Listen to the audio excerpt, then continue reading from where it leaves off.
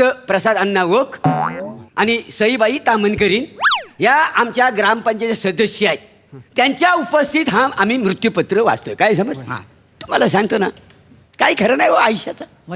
हे सगळं ना वर्षाच्या हातात आहे हो, वर्षाच्या हातात आहे.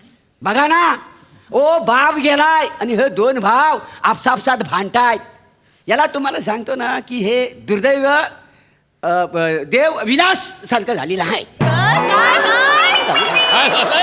हो सरपंच, त्याला दैव दुर्विलास म्हणतात. असेल हा, तुम्ही नका ना फापट पसारा करू. दादा ऐक, हा तू त्यांच्या बोलण्यात वक्तव्य आणू नको. त्याला व्यत्यय म्हणतात रे, वक्तव्य नाही.